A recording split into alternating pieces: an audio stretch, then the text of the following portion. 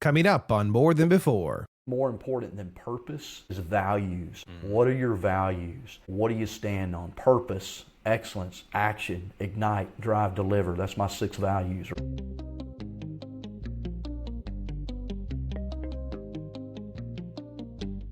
Hey everyone, welcome back. What if the greatest leadership lessons don't come from a classroom or boardrooms? What if it's from a grandmother's belief?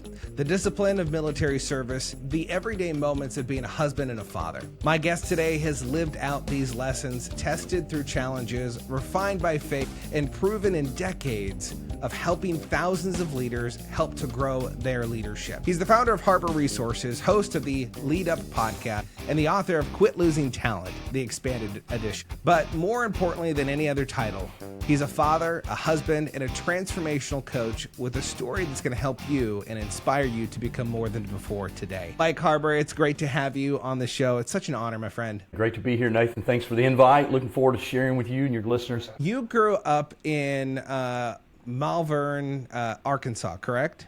Yeah, a little town. I guess, right around between 9,000, 10,000 people. Small southern town in Arkansas. Malvern, Malvern. You got to have that Malvern. That's right. That's right.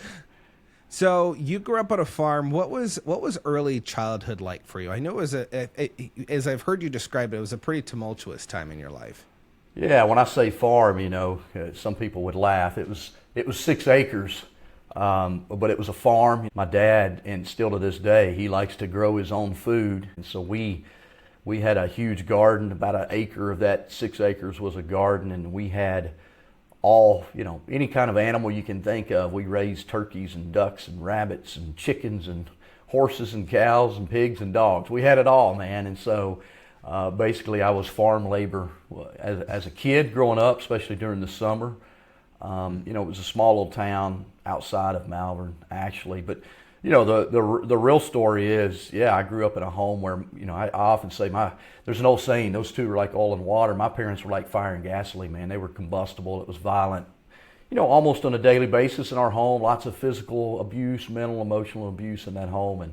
And so that was kind of the family secret, so to speak. It wasn't really a secret because everybody knew it, but it was the secret that everybody tried to keep for sure. And you were the middle child of 3, correct? But what was it like growing up with 2 sisters on opposite sides of you? Yeah, look, it was kind of a challenge. My older sister, she was 2 years older than me. Found out when she was 12, I was 10, that she was not my dad's daughter. That was kind of a new awakening in our home. We didn't know that until we were older. But my mom decided that my sister needed to know her real dad, even though my dad had adopted her and really been her father. And she was mean. She was tough. She was tougher than me. And then I had a younger sister, 4 years younger. So being in between those two, they were both tough. I always say I was tough, and I did a lot of fighting outside the home, but I got beat up quite a bit at home by my sisters because they were like tag team wrestlers, man. They would take me out. So, but yeah, we kind of rough relationships. I lost my younger sister back in 21. She ended up dying of cancer, but she battled drug abuse, man, for about 10 years before that. So it was, tough life for her as well. But we had some great memories too. Yeah. What were you like as a child? Like what inspired you? What did you inspire to become as a kid? I know that you love sports. Sports was a huge thing for you, but what was your temperament growing up? Yeah, man, great question. I don't know that I was inspired to do anything but get away from home as soon as I could.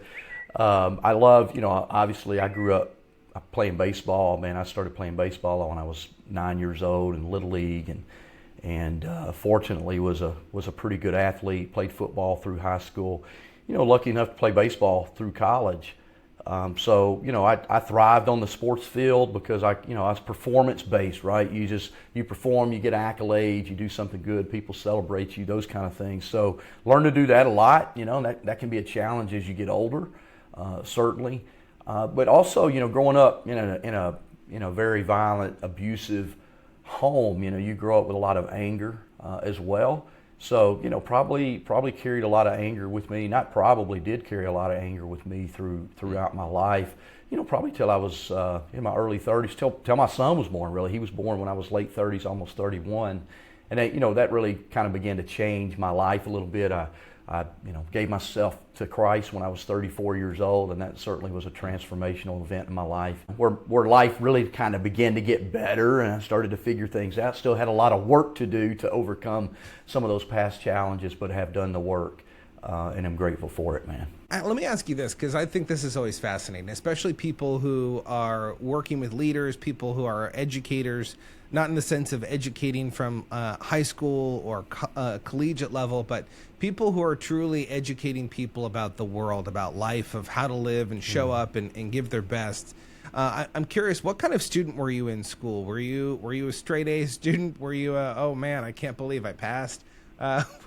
What kind of student were you? Yeah, so you remember the school annuals, they had least or most likely to succeed, most popular. Well, I was on the back page of that, most likely to fail, right, or least likely to succeed. I probably had like a 2.01 GPA when I graduated high school. I made an 11 on the ACT the first time I took it. I highly recommended not to go to college, would fail out. But, because I'm driven, I'm goal-oriented, I wanted to play baseball. That's what I did. I went to college and really struggled through college, man. I graduated, thank God, but it took me a while. I actually went to college for 4 years, Nathan, and left without a degree. I joined the Army at 22 after 4 years of college, and no real direction still in my life, not enough. I had enough hours to graduate, but not enough hours to graduate with a degree in any field, because I kind of dabbled my way through school, right, and made some good grades here. When I surrounded myself, here's the interesting thing, when I surrounded myself with people that were better than me, I made better grades. When I surrounded myself with people that were like me or less than average like me, I made bad grades. So there's a saying, we become like the 5 people we surround ourselves like, right? And I didn't really learn that lesson there, but it was interesting. The guys that I hung out with that made great grades on my baseball team, when I was doing that, I studied more and made better grades. But I wanted to have fun, right? I'm a rebellious spirit. I don't like rules. I like to make my own way. Very independent, and part of that's from growing up, right? I kind of raised myself from the time I was 12 when my parents finally split up. So very independent. Maybe that's why I'm self-employed and don't work for anybody else now. I joined the Army for 6 years, by the way. I had to follow a lot of rules there, but probably violated as many of them as I could, or skirted the edge, certainly. And if I'm not mistaken, you at one point you traded your baseball collegiate baseball career for a fraternity, didn't you? Yeah, man. I wanted, like I said, I wanted to have fun. The coach I went to play baseball for, I was lucky, man. I played for a guy named Mike Marshall. He's dead now, but he won the Cy Young Award in the majors. And so I played college baseball for him, and he was fantastic to play for, but he left. And so I decided it was time to get serious about my education. I joined a fraternity at that point, and, that was the beginning of the end, Nathan, certainly.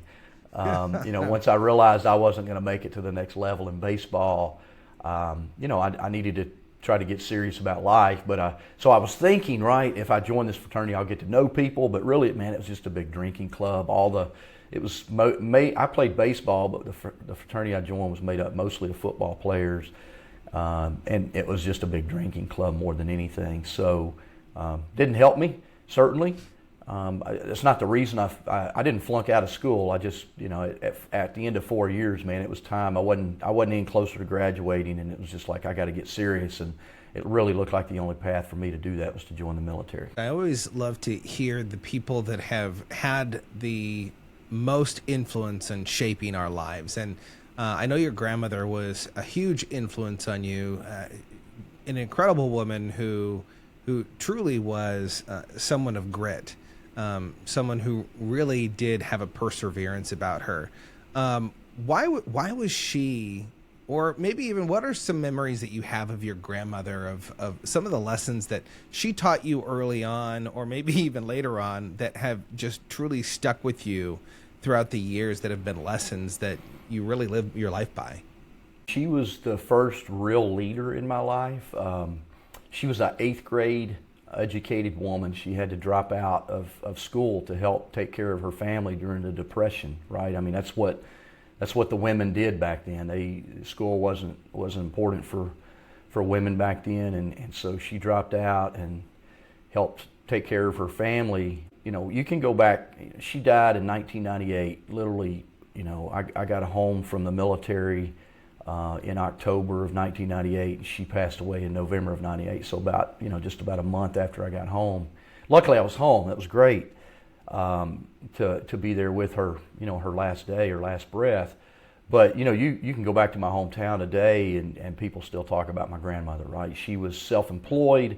Everybody knew her. She was the most friendly person. She made people feel better. She was an encourager. She believed in me like no other person ever has believed in me, other than my wife. And you know, she was one that was always encouraging me. She dressed me nice. You know, my parents had no money, but my grandmother, she would try to get me some nice clothes. She wanted me to dress, you know, in a suit and tie. I don't have a suit and tie on today. I wore one last week though, Nathan, but she's a big reason of that, right? She wanted me to look good. She really wanted me to be in the corporate world, which is what I do a lot of today in my leadership development work. But she was the one that just kept encouraging me, right? Don't ever quit, don't ever give up. And that was her philosophy in life. She had to have that grit. She had to keep going. She was the leader of the family. You know, when she passed away, the kind of family grew apart and dispersed a little bit. But she, because of her grit, her toughness, she knew the dysfunction that I grew up in, but she was just always challenging me. I mean, you're going to be something great. You're going to be good. You're going to, you know, she also probably should have been tougher on me, right? She let me get away with a lot of things I shouldn't have gotten away with. But she loved me deeply, man, and I still think about her. I've got a picture just of her over on my wall, man, here in my office. So, you know, I think about her just about every day. Our grandmothers truly do have a huge impact on us, and it's funny because as I was, you know, reading more about you and learning more about you, I remember something that you had said that. You know, you have some of your grandmother's recipes, and they just don't taste the same. That she must have left out some of the ingredients on her list. And you know, as I was thinking about that, it kind of brought me back to my grandmother and the things that she would do. She would always invite people over to the house, and we'd have these get-togethers, these potlucks.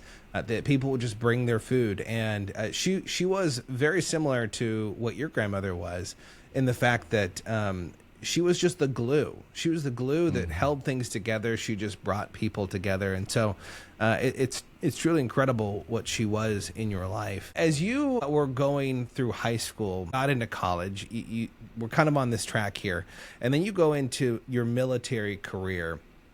What was it that drew you into the military? Like, why did you decide to go in to the Army?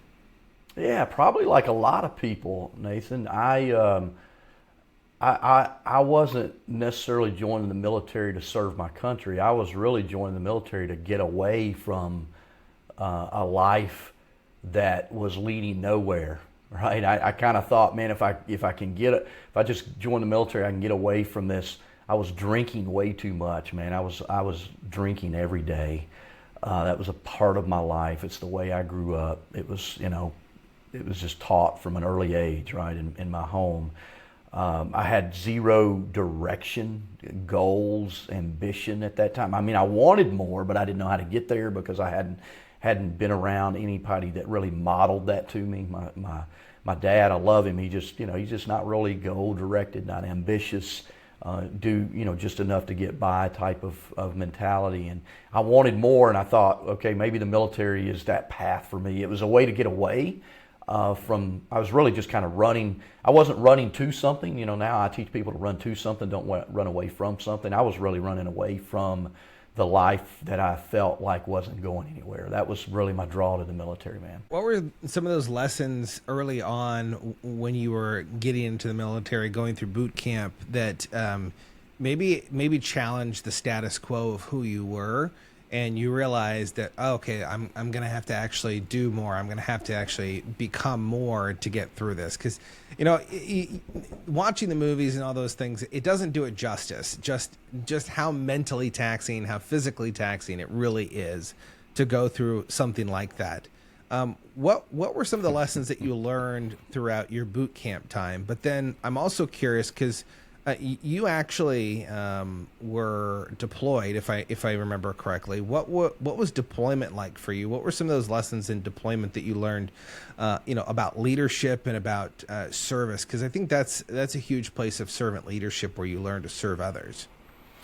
Yeah. So first of all, I never did get deployed. I never served Okay. in war. So I'm grateful for that, man. I don't regret that at all. But I laugh. I started laughing when you were talking about the lessons learned in boot camp. Boot camp was easy for me, man. I still laugh about it because of how, number one, I was in good shape. I was always an athlete. I grew up on a farm, right? I was tough. I was strong. I grew up in a very physically violent, abusive home. And then the fraternity I was in, the hazing in that fraternity was worse than anything I went through in boot camp. I mean, that's the honest to God's truth, man. I was more scared during the hazing of my fraternity than I was really at boot camp. And then also when you're at boot camp, there are people that come from all walks of life, and many of them had never gotten off the couch, man. They were not, so I excelled, man. I was one that, number one, that's how I've always been. I've always wanted to be the best. I want to beat you. Not necessarily want to beat you. I just want to be better than you, Nathan. It's a drive, an internal driver that I have, right? And then I immediately, I was fairly early at boot camp recognized as a leader. I'm kind of loud. I wasn't necessarily a leader back then, but in the Army, loud and driven makes you a leader. So that worked pretty well for me there. And so boot camp was pretty easy, man. It was. I'm not going to say it was a joke. There were some things that were tough. When you're humping a ruck with 50, 60 pounds on your back and it's 100 degrees outside, there's nothing easy about that. You got to dig deep, man, and from a mental perspective.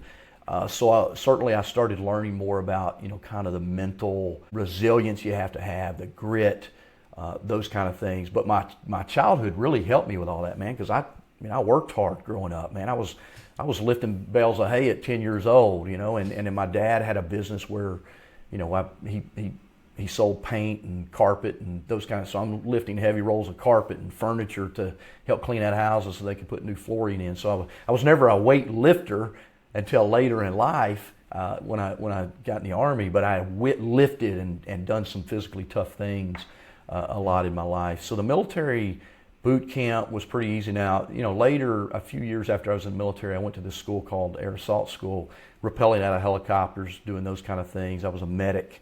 That was a 2-week school, Nathan. That was harder than the 8 weeks of boot camp, really. They tried to kill us at that 2-week school. A lot of fun. I survived it, but, it's one of those things. The military, when you go to these schools like that, they're really trying to weed out the weak. You hear a lot about it. I just interviewed a former Navy SEAL on my podcast here a week or so ago, and his class started with like 180 people, and by the time he graduated, there were 31 that made it, right? The military, these schools are really about weeding out the weak, the mentally weak. The body can absolutely do just about anything, but can the mind overcome, the fear, the pain, the doubt, all those types of things. So, the military was good for me in that regard.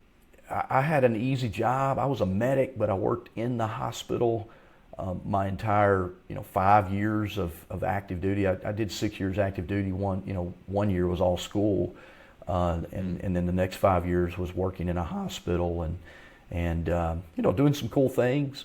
But I had some great leaders that's really, I tell everybody, Nathan, I never read a book. I graduated high school, I went to 4 years of college, never read a book before I joined the Army. And the first book I was given by a leader who said, Mike, this is his words, I kind of remember it like it was yesterday. He said, Mike, you've got a lot of potential, but you got to learn to harness that potential. You've got some blind spots in a lot of areas. And he gave me a book called 7 Habits of Highly Effective People, which is a classic. It was kind of written back then. And that was really the first book I read, and it kind of shot me into this personal growth journey. And then I read my first John Maxwell book when I was 23 years old, Developing the Leader Within You. So that kind of started a journey for me, Nathan, of becoming a learner, learning about self, and in beginning this journey of where I am, some 30 years later, still in this, I still call myself a personal growth junkie. I'm still trying to learn and grow and be a better human first and a better leader second. Yeah, I love the I love the farm strong piece of the military. Yeah, it was tough, but really home life and growing up on a farm that really does toughen you up quite a bit. I love the journey of personal growth. One of the things, and I know that you're familiar with this too, is as you're growing, as you're developing, I think we all at some point kind of run into the behavioral assessments, like DISC or Myers-Briggs and those kinds of things. And one of the most important things about going through those assessments is not just learning it so you can identify other people. It's also learning it to identify things inside of you. And, there was a mentor of mine in DISC that said, when strengths are pushed to their extremes, they become weaknesses. Mm-hmm. And one of your strengths truly is, I could be loud, I can be outspoken, I can be the domineering person, say, I can grab hands and say, come with me if you want to live. Yeah. But at the same time, there is a place where that can become too much and it can actually hurt us. You're a pretty driven guy. How has that personality style hindered you at times, but also how has that really opened up doors? Because I think sometimes we can kind of dog on people and say, well, this person, I'm a very driven person. I have people that say that I'm intense and that my wife constantly says that I'm yelling all the time. I'm like, I don't feel like I'm yelling. This is my normal. This is how I talk. Mm-hmm. But I'm curious, what are some of the strengths that have come out from being a dominant personality style, a direct personality style? But how have you had to curtail that and learn to kind of refocus that in your life? It's a great question, Nathan. I think all your listeners first need to understand without developing your self-awareness, your emotional intelligence, you're always going to bump your head on the lid, as Maxwell teaches, right? You're going to be capped at your ability and your capacity as a leader to grow in no matter what role you're in. So I'll start, yes, I'm a high D on DISC. I've taken the DISC 100 times in my life probably. I'm always a D, man, and it's very high. And it's a great strength for me when you grow up the way I grew up. You're very driven to do something different, be better. For me, I'm never going to be like that, right? So there's a drive behind that. Where that becomes a weakness is you get married to someone who's a complete opposite of you, who wears their feelings on their sleeve. I have no feelings, Nathan. I say that jokingly. Today I do, but early in my life, early in my marriage, I had no feeling. What are you whining about? What are you crying about? I'm just saying we gotta manage the checkbook. We gotta balance. We gotta quit. All of these things, right? Just driving, and it always felt like a directive and an order. So that strength to become better, to make a better life for myself, to make a better life for my wife. It's a great strength because I'm never going to quit. I'm going to fail a lot, and I certainly have. But I'm never going to quit, right? I may cry for 24 hours, but then I'm back up. I'm after it again. Okay, let's quit whining. Let's make something happen. But where it becomes a weakness is, just beating people up verbally, right? I mean, what are you whining about? Toughen up. You need to toughen up. Let's go, man. I'm tired of waiting on you. And so as a leader, if you're not aware of that, for me, I often say, man, I've blown people up. I leave them. John Maxwell, one of the greatest lessons I've learned from John, he said, if you climb a mountain and you get to the top and you're all alone, you're simply a hiker. You're not a leader, right? You went by yourself. And so I had to learn that lesson, man. And certainly for me, I have 2 kids. They're adults now. I think if you met my kids and you talk to anybody that know them, they would say Mike Harbour was a great leader in his home. And it's because I had to mellow, man. Luckily, you have to mellow, but I also did the work of getting to know self, getting to understand myself enough to say there's times to be driven, but there's times to be relaxed, to be an educator, to be a teacher, to be a lover, all of those things to attach yourself to your kids' emotions, to help them develop the way they need to develop. Now, I'm sure I messed up in a lot of ways, and they've got their own challenges, but where that driven personality helps you is this never quit, never die attitude. that you're going to get through as well. Nathan, I'm scared to death of heights. I said I rappelled out of helicopters, right? I'm still scared to death of heights. I love to hike. I go hiking. I was in Ouray, Colorado just, back in April, hiking this trail, and I love to hike. I tell people I like to go to Colorado and get high. Not the way they get high out there, but I like to get, climb to the top of a mountain so I can see as far as I can. But I'm on this trail, man, and it's literally the width of my foot, maybe 2 feet wide. And on one side of me, it's 1,000 feet to the bottom.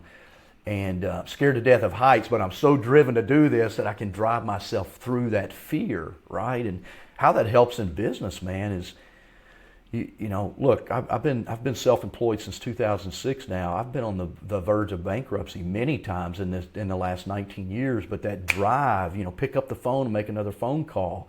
It also helps you in these meetings. When I'm in a meeting with a board or an executive team or a CEO, it's my confidence that says, hey man, you've got these challenges, I can help you get through them, right? Because I have that confidence and that drive.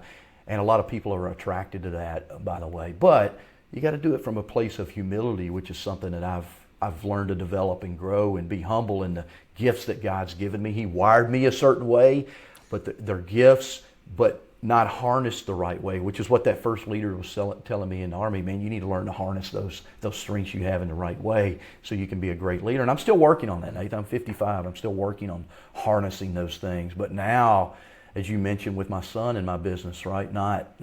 I'm teaching him how to drive and push. He's wired very similar to me. He's got a lot better relational skill.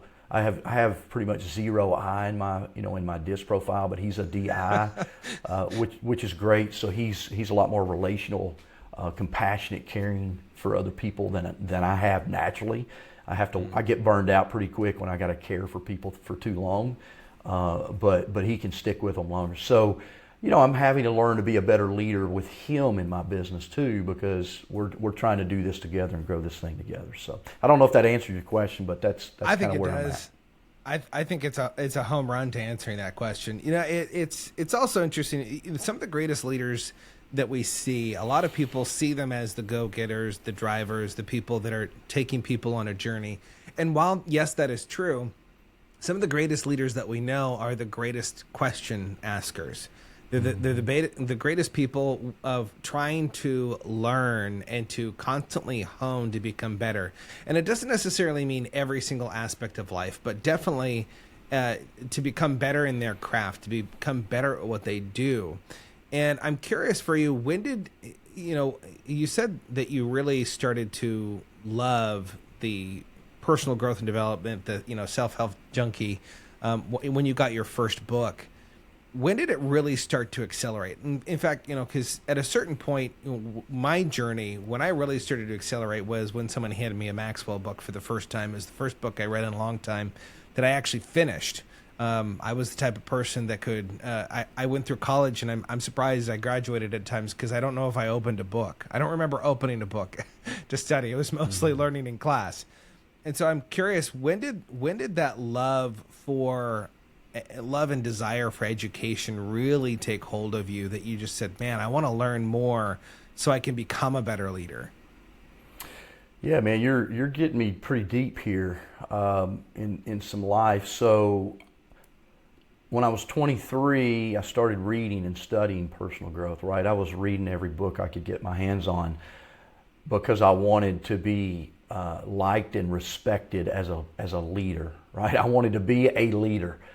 But the reality is I was simply reading the books to fill my head with knowledge, and so really I was just doing leadership. There's a difference in being a leader and doing leadership. So I'm a doer, as a D, as a driver, I'm a doer. So really, it wasn't that I really wanted to be a leader, Nathan. I wanted to do leadership. I probably saw leadership more as a position than as a profession like I do today, right? And so I was like, okay, I need to learn this so I can do this to people. I need to learn this so I can do this better. So it's more about doing, right? I was very driven to just learn and do. And then, when I got out of active duty in 1998, And when I got in the Army, I lost, you hear professional athletes talk about this. They lose the brotherhood of the locker room, right? I lost kind of the brotherhood of the military. And I didn't have friends. Like I wasn't really close to anybody that I grew. I had a best friend growing up. He just passed away last year. But he and I grew apart when I joined the Army. And so hadn't really talked to him. I didn't really have any super close friends, not close to my family. So when I came back home to Arkansas, I was looking for a place. And back then we had these things called newspapers, in 1999, Nathan. And so I'm reading the newspaper, and all I actually read back then in the newspaper was the sports page. And there was this ad in the newspaper for men's fraternity. I'm like, yes, a fraternity for men, right? I told you my experience about fraternity later. But, this men's fraternity, I went to check it out. It was at a church. They were meeting at 6 a.m. I had never really been a churchgoer. I tried to run from, church and God as fast as possible. But I got in the circle of men, man. There were 1,000 men showing up at 6 a.m. every Wednesday morning. And there was this preacher up there, teaching. His name's Robert Lewis. Still love Robert today. He started this, part of this whole men's movement, this movement called Men's Fraternity. Still study his stuff. But, even then I wasn't a Christian, right? I was 29. Notice I said I didn't give my life to Christ till I was 34 because I was like, I'm not giving up my freedom, right? I don't want to do that. Like, I don't need all that. But I was still trying to learn. I was trying to learn. But I wasn't trying to be a leader. And then, I'm 34. My son's, 3-4 years old. My daughter's, on the way. My marriage is not really in a great place. I'm in a job that I don't really like.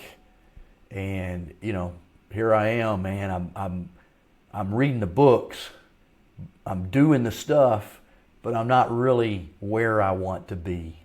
If all that makes sense, right? And so, I finally just said, okay, I got to change something. I need to stop just being like the smartest person in the room and start being the guy that lives this stuff out. I gave my life to Christ when I was 34. Things kind of changed for me. Surrendered some of that control. I still have a lot of it, still have a lot of control issues, Nathan, but it was kind of 34. Look, I'm 55, so, 21 years ago, I'm still growing in that. But, it was really, I had to make that transformation from doing, which I'm very good at. You give me something to do, I'm going to get it done. I'm going to get it done fast. I'm going to get it done well. But at the end of the day, leadership's more about our being and who we are and what flows out of us, right? Versus what we can do. And, again, I joined the John Maxwell team in 2011, which is where I really started learning a lot more about just, watching John. I mean, I had read his books, but once you get around John, you really see, okay, he's not just an author that writes these books, he's living these things out. And I was always attracted to this values-based leadership that John taught. I mean, I've read hundreds of books, but I still love just the foundation that John writes from a values base. And, so again, it was really just, I had to make that transition from doing things, and I'm still a very good doer, but, I had to create real purpose in my life. I had to create real solid values in my life and lead from that place, not from, I got to get this done. Okay, how am I going to get it done? How am I going to show up as a leader? How am I going to communicate with others? How am I going to treat others as we move in that direction toward that goal? It's really powerful, and thank you for just sharing that. There's so many people, I think, that we kind of put up the walls, and we like to keep everyone out, and we like to keep everything pristine from the outside, but on the inside, there's always stuff going on. I like to say to my clients and different people, transparent lives are transformed lives. People that can be transparent with other people, not only can they transform their own lives to say, this is where I am, this is where I need to grow, but this is also how I can help other people that have gone through this or that might be in this currently. I'm curious, you and Constance have been married for, over 33 years. And I'm curious, when was the turning point within your marriage to truly become fruitful? Because you guys are truly amazing together today. But there are hard times in marriage. I'm I'm curious, what was the turning point for you in your marriage where you really started to become the man that you really desired to be as a husband? Yeah, you'd probably have to ask her that. I think I'm still, she'd probably say, he's still in it. He's still turning, She'll come in with a newspaper. Yeah. Look, I think, I'm having a change now. We're empty nesters as of May of this year, right? So just a few short months ago, my son got married in March. My daughter moved out in May. So we're having to learn how to, be married in a different way today, because when you have kids, man, it's easy. There's a purpose there. And for me, my purpose, like go make money so we can feed our family, right? And her purpose was take care of our kids. And we did that well together, and we led well together. But it really was our kids. She grew up in some dysfunction as well. And for us, it was really about how can we provide a better, safer foundation for our kids, right? So we built our marriage around that. We certainly got involved in a great church early in our kids' lives, not early in our marriage, but early in our kids' lives, and kind of kept them involved as much as possible in that. And they're still, my son does men's ministry with me today, man. I mean, you want to talk about fruit, dude. I've been involved in men's ministry literally since 1999, as I mentioned. And I'm a teacher in our men's program now. I'm a small group leader in our men's program. And for a few years, I tried to get my son to go, and he would come only when it was my night to speak, but then he would lead. But today, man, he's a small group leader in our men's ministry group at 24 years old, man. You talk about fruit, you never know when they're going to pay off. And he and I have done a little, ministry work together, which is awesome in that regard. But, I would say, really, the answer to your question, Nathan, is when our kids were born is when we really decided, okay, we want to make sure when we launch our kids, whatever age that is, that they're solidly rooted in values and in love. I mean, we had lots and lots of family dinners, breakfasts. We ate around the table way more than I ever did, right? And still do that when they come over. Lots of conversations. So, I was probably, again, 34 years old when I personally started making that change and trying to be a better husband and better father. And still I'm still a work in progress, Nathan. I got a lot of flaws, man. I'm still working on, but, and now, as I said, just this year, I'm having to adapt and become a more attentive husband to a mother who her whole life was wrapped around her kids and nurturing them, and now they're not here. So, I'm having to make another shift, and I'm having to raise a lid again in a different area of my life. There is such a level of intentionality that comes when you have kids, because you see your kids, you want the best for them. Mentally, we visualize that, maybe at a certain point when we're younger of like, okay, this is how I want to grow my family. I want to change things. But then when you have your kids, it's really different, because when you become highly intentional, you're always looking for the opportunity to mentor. You're always looking for the opportunity to pour into their lives. I think both of your kids truly have grasped some of the greater lessons that you've held on to throughout your life, that you've gained, especially of faith. I'm curious. You've taken both of your kids hunting, but I'm curious about those times of taking your daughter hunting. What were some of the most powerful lessons that you carry from those times of going out with your daughter and going hunting and seeing her for the first time doing something like that? Yeah, well, my daughter's never shot anything, so she never stuck with it long enough to have that experience. She doesn't like bugs or spiders or, it's funny now, Nathan, she hated all of that kind of stuff as a kid, but you know what she's doing now on weekends? She's riding dirt bikes. Like it's driving me nuts, man. I don't like seeing my daughter out there riding dirt bikes, and how she could get hurt. But at the end of the day, I just got to let go of that. But the fun was, man, just getting on that four-wheeler together, going through the woods, teaching her about nature, listening to God in nature, recognizing God's greatness in nature. There's a lot of lessons that can be taught in the outdoors, and if you really look for God's creativeness, His spirit, His goodness, it's all over nature. I mean, if you ever doubt the reality of the Creator, man, just go to the Rocky Mountains in the U.S. And I hiked, my son and I hiked to the bottom of the Grand Canyon back in May of 23, and when you're at the bottom looking up and you got to hike back out, you understand God's great creation. Oh my God, is there an elevator, please? We had to hike back out of that thing with 40 pounds on our back, but. I mean, just nature, man, and being there with my daughter, there's memories, there's things. She never stuck with it long enough to really enjoy it. She didn't like getting up early. I'm a morning riser, so a lot of our hunts were afternoon hunts, and using the bathroom in the woods is not fun for a female. For guys, we love it, man. Yeah, but maybe free. Not really, yeah. But not really, but. So there's those things, but just being able to talk about nature and talk about God's creation and connect some of the things they learn in church to the real life, to real world, and and even today at 20 years old when she has challenges at work, me trying to reconnect those lessons back to her that we've learned along the way.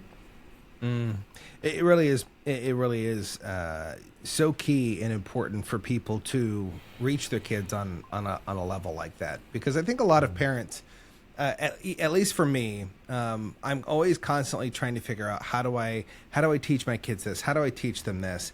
And there really is a point where you have to allow them to explore, to make their own decisions, allow them to fail.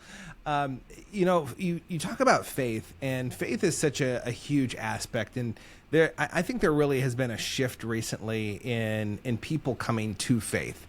Of knowing who God is and living out their faith in a different way. And I'm curious, as you look back on life and as you continue to look forward, how has your faith strengthened you, and how has your relationship with God changed over the years? I know that you talked about, I learned about Jesus at this point, but my real walk with Him didn't really happen until later on down the road. What does that look like today in your daily practices and your daily walk? Man, fantastic question. Yeah, I think, look, faith is a huge component of who I am today. I've seen so many miracles in my own life. I am a miracle, Nathan. First of all, just being born, we're all miracles, right? But statistically, a man who grew up the way I grew up should be in prison, or should have a failed marriage, have a lot of failure, and I have had a lot of failures in life, but there's a lot of things. Like I said, man, I lost a sister. She was a drug addict for 10 years, man. My other sister's really dysfunctional. Somehow, joining the Army maybe was, getting away, right, that changed me, but just this drive to grow. I don't know. I feel blessed. When I look back at it, I had a massive truck wreck when I was 16, should have killed me. I walked away from it. I had a bad four-wheeler wreck when I was 17, walked away from it.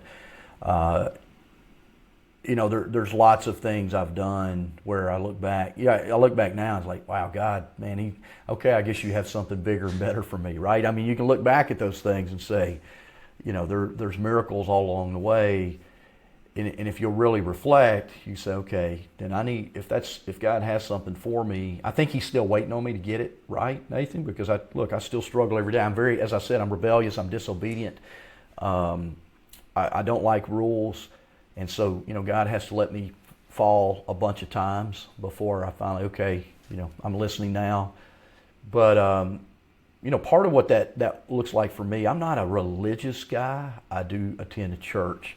I do read the Word of God, try to on a daily basis. I pray on a daily basis. I hang out with men of faith on a regular basis. I've got multiple groups of men that I hang out with, and we pray together. We talk about life together.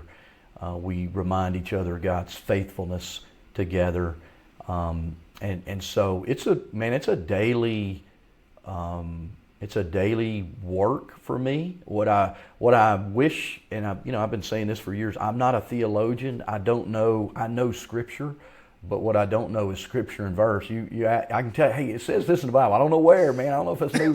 I don't know Scripture and verse, but I know Scripture. Right? I've read enough of it to apply it in my life. And then I've seen, for me, just so many miracles in my life. My personal life, for one. My marriage, the restoration of my marriage in many ways where I've tried to destroy it, the miracles of my kids, the miracles of my business, man. I've literally been broke and, back to the top. He's restored me several times just because I've made mistakes. But, and then just the relationship, man, I have relationships literally all over the world today. You and I talking, I met you because of, a Maxwell team. And I have relationships all over the world today. And, my business continues to thrive and be fruitful. So I look at all those things. And without faith, and sometimes it's just, I'm not saying I trust, but I have faith. I'm not saying I always trust. It's true. Well, and it's interesting because as you kind of go down your life and in your journey, there's a point where you get to the place where, you say, do you have faith to continue, keep going, even though you don't necessarily know when the outcome is going to happen, right? There are the things that you do, the daily habits that you have that you just hope and you pray that as you continue to do this consistency will pay off at some point.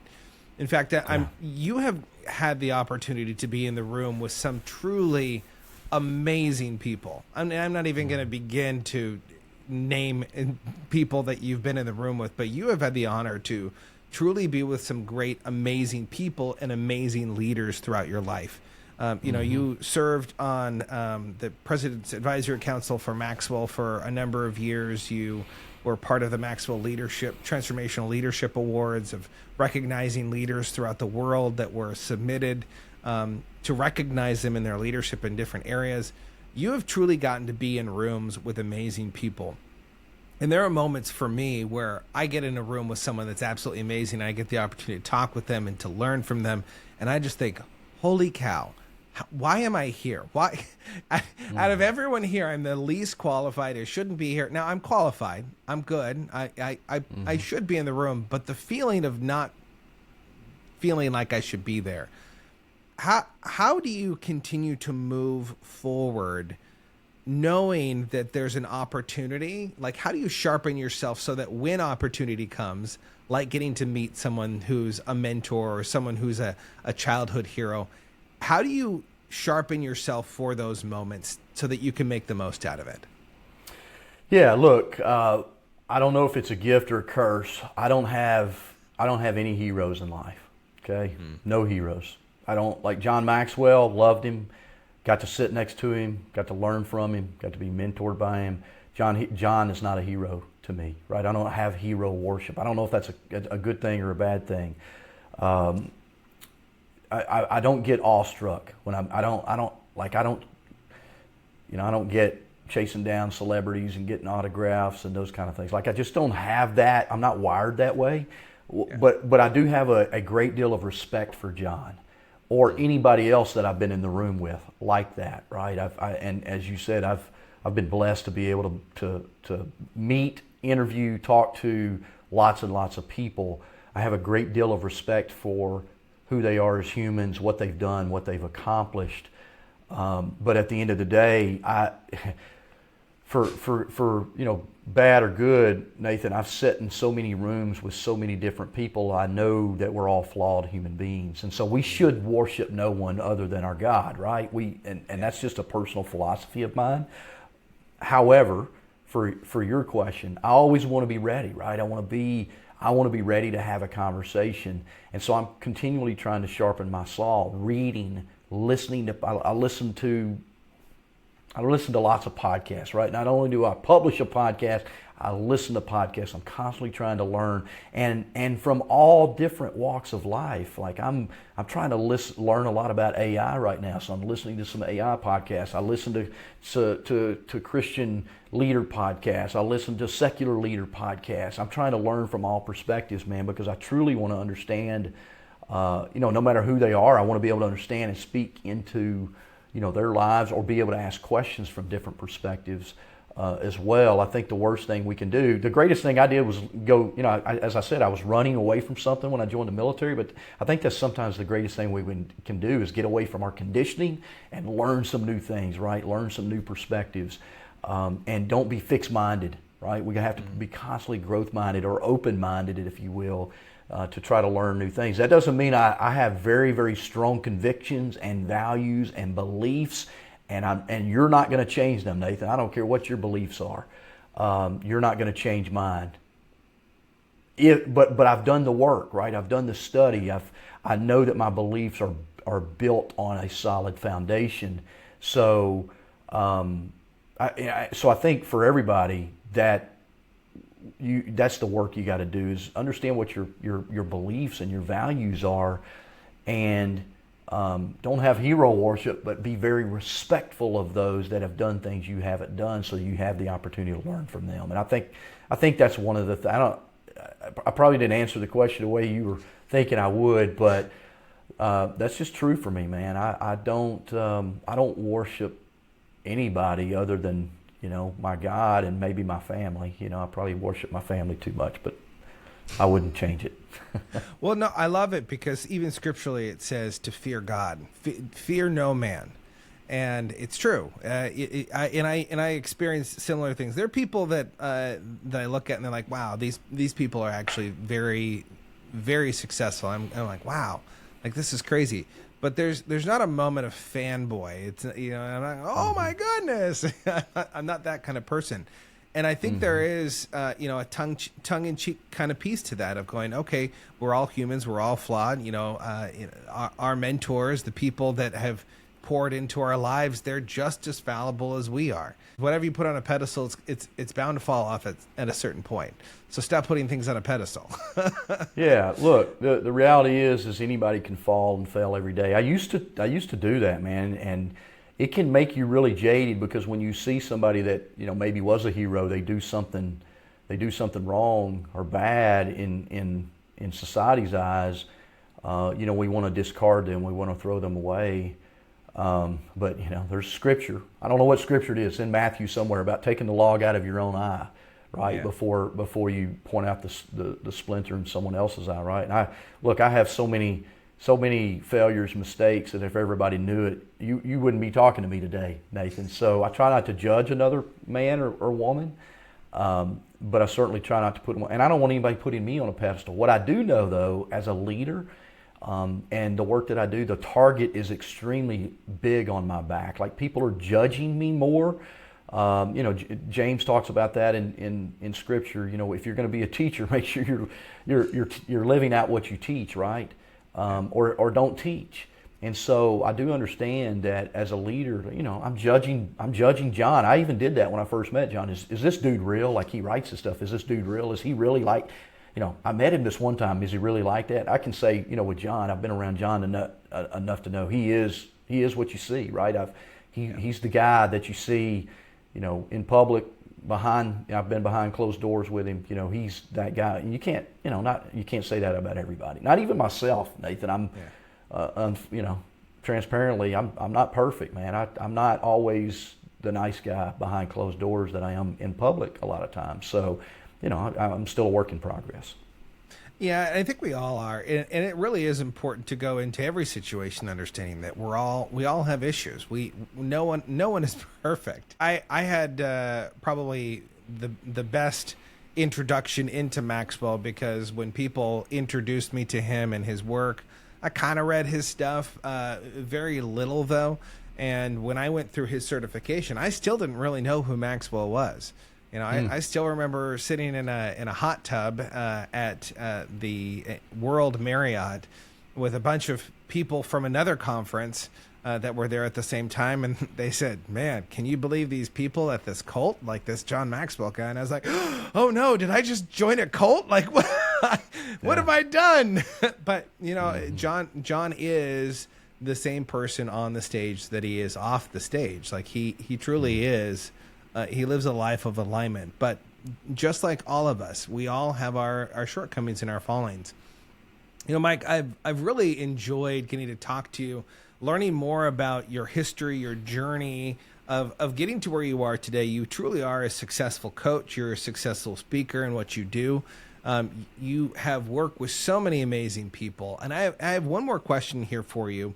But before I ask it, for all of you listening right now, if you want to learn more about Mike, I would encourage you to check out harborresources.com. That's HARBOUR resources.com, and tune in to the Lead Up podcast for weekly leadership insights. It's truly phenomenal. But make sure you grab a copy of his book, Quit Losing Talent, the expanded edition. It is truly a must read for anyone who wants to build a culture of people. And if you don't want your people to leave, it's a great book. So make sure you go check that out.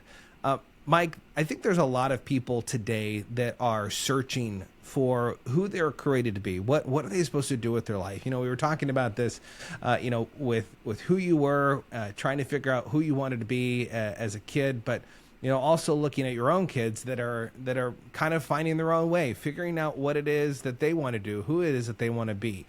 What would you say to the person that is just kind of lost right now? They're trying to figure out, well, what's my next step? What should I do next? How would you encourage them to take that next step to be more of who they were created to be today? Yeah, that's a great question that I think we all have to ponder.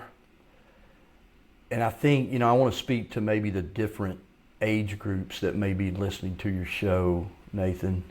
First of all, if you're young, you don't have to have it all figured out too soon. Look, I was in my 30s before I started pursuing what I do today, right? I was 34 when I started really kind of changing my life. I was 36 when I started my own business. I was 41 when I joined the John Maxwell team. I was 45 before I started really doing what I do today full time. I'm 55 today. So what I would say, to the young people is do some different things. Like try some different things, work in some different jobs, and give them long enough to know whether you love it, whether you're wired to do it. Look for those little, God whispers, I call them, when there's opportunities that kind of fall in your lap as to, is this the direction I go? I'm not one of these guys that likes to tell people to follow your passion.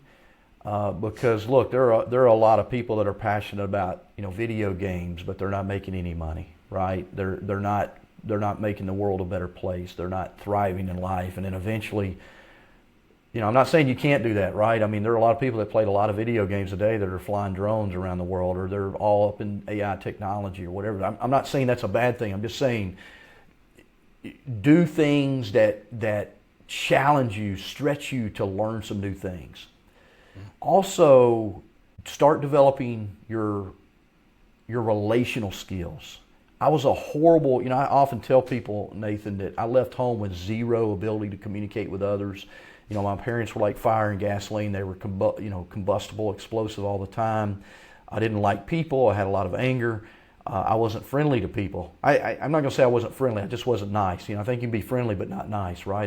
Because I had all these internal things going on, right? I'm 100% believer that all of leadership, all of life happens between our ears. And so what we're thinking about ourselves, we're often projecting onto other people, right? So you need to go to work on like building your relationship skills, learning to be a better communicator, learning to get along with other people, learning to not only, not be so fixed-minded on your own mindset that you're closed-minded and can't learn some new things. Because I think when you're able to do that, then you can step into these other relationships with people and maybe find your passion. Right, I think that's a path to passion. Is when you get to when you're nice and build relationships with people, you get exposed. Nathan, as you mentioned, kind of a little bit of my track record. I was then able to get exposed to other people to learn some different things. Say, yeah, this is really what I love to do. It's what I want to do, and it is what I am doing today. So that's kind of for the younger people. For those that are maybe in the middle of life. I was 36 when I started my own business. I had very little money, 2 kids, a wife. It's the greatest thing I did. I took the risk, right? And I set a goal. I'm gonna survive. I told my wife we'll either be bankrupt in 6 months, and I'll go get another job, or I'll survive. And here I am 19 years later going on 20, right? If you know what you like to do, you know what you want to do, man, give it your all, jump in with both feet and go get it. And then figure it out. Like, you're not going to know everything. You don't have to know. Like, I'm still figuring things out. I'm reading a new book right now. I'm trying to grow my business. I'm reading a new book about scaling my business. And just the part I read last night, I'm like, oh man, that's like a punch in the gut. Man, I got to do better at that, right? So you're constantly going to be, learn. That's one of the things I used to be so afraid of failure, Nathan, that I wouldn't fail, right? I was a baseball player, and baseball is 70% failure, by the way, if you're really good. Derek Jeter, career 311 baseball, hitter at the plate. That means he failed 69% of the time that he walked up to the plate, right? He's considered one of the greatest baseball players ever. And I was a baseball player, and I hated to strike out. I hated to get out because I felt like a failure. But the reality of life is you got to fail forward. John Maxwell wrote a book about that. Fail forward so that you can learn. Like, what are you good at? And then for the older people, and I say older, maybe people that are my age, the more it's not too late. People. Yeah, I mean, it's not too late, man. It's not too late. Get after it. Serve the world. Serve backwards, right? Mentor somebody. Serve forward. There's a lot of old people that have lost, their purpose in life too, and try to help them. And so I think sometimes, if we're younger, let me just kind of summarize. If you're younger, you got to kind of work yourself into your purpose, Nathan. I don't think not everybody. I mean, like Charlie Kirk, God rest his soul, he kind of knew it, right? He knew it at a young age. Most people aren't like that. You kind of got to work your way into your purpose, and you got to try some different things and learn some different things and be around some different people. I know lots of doctors today. I do most of my work in the healthcare field. They wanted to be a doctor because someone in their family told them they needed to be a doctor, and they hate being a doctor today, right? Yeah. So don't go down the path that others say you should go down either, necessarily. I'm not saying that's a bad thing. I'm just saying be sure that's where you want to go. And I think sometimes if you're younger, work yourself into that purpose. Give yourself, be patient with yourself. Some of the greatest inventors and discoverers and business people started way later in life, 40s, 50s, 60 years old before they really figured it out. And so, but I think more important than purpose, Nathan, is values. Mm-hmm. What are your values? What do you stand on? Purpose, excellence, action, ignite, drive, deliver. That's my 6 values, right? Purpose, excellence, action, ignite, drive, deliver. They all mean something to me, and everything I do, it's got to line up with those values. And if it doesn't line up with those values, then it's not purposeful for me. That's kind of the way I look at it. Man, if you're listening right now, go back, re-listen to what he was just talking about. There is so much value, so much gold in everything that he just said over the last 5 minutes. There is so much for you at every single aspect of life to be able to understand that you don't have to have it all figured out. You don't even have to have it figured out near the end of your life. As long as you're continually able to adjust and recalculate. Now, I always hated that stupid tom-tom whenever I get lost in recalculating. But that truly is life. Life is about learning to recalculate and to be able to try something new, to be willing to fail, and to fail over and over until you discover what you were created to do. And I think you're right. A lot of people today are doing things because they were told that they should do it, or maybe they had a skill, but maybe it's not exactly what that really ignites them, that really makes them passionate. Listening to you, Mike, you're so passionate about leadership. You're so passionate about development and learning and showing up as the person that you were created to be. So I really appreciate your willingness to come on the show, to pour into every single person listening, to pour into me. I really do thank you. It's been a transformational episode. For all of you listening, make sure you subscribe and share this episode. Share this episode with someone, because someone right now in your immediate circle needs to hear some of the things that Mike said today on the podcast. So until next time, be more, see more, and experience more than before.